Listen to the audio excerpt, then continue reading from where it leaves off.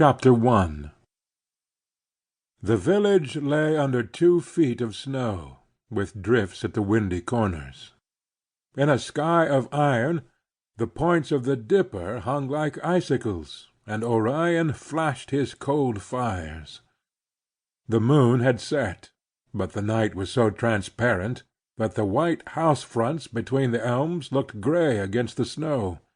Clumps of bushes made black stains on it, and the basement windows of the church sent shafts of yellow light far across the endless undulations.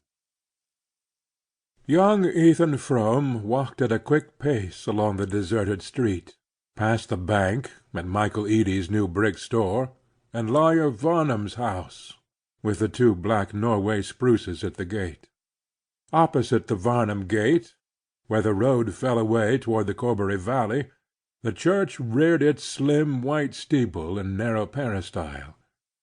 As the young man walked toward it, the upper windows drew a black arcade along the side wall of the building, but from the lower openings, on the side where the ground sloped steeply down to the Corbury road, the light shot its long bars, illuminating many fresh furrows in the track leading to the basement door, and showing, under an adjoining shed, a line of sleighs with heavily blanketed horses.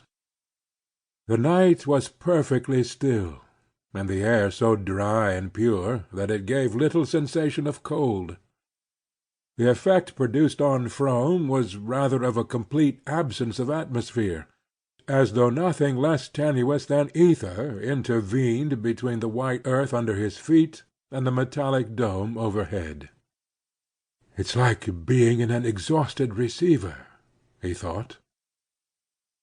4 or 5 years earlier he had taken a year's course at the Technological College at Worcester, and dabbled in the laboratory with a friendly professor of physics, and the images supplied by that experience still cropped up, at unexpected moments, through the totally different associations of thought in which he had since been living.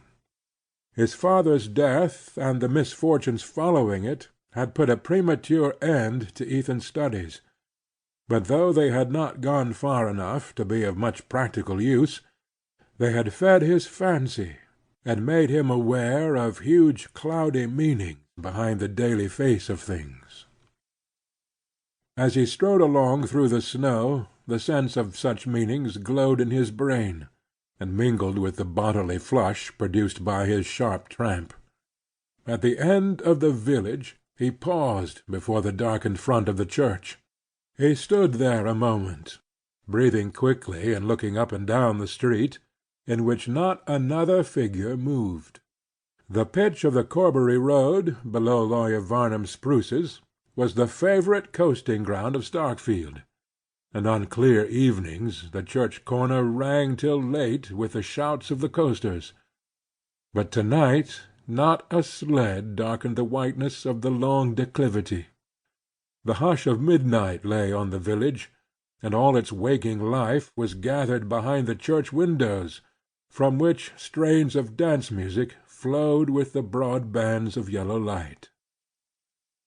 The young man, skirting the side of the building, went down the slope toward the basement door.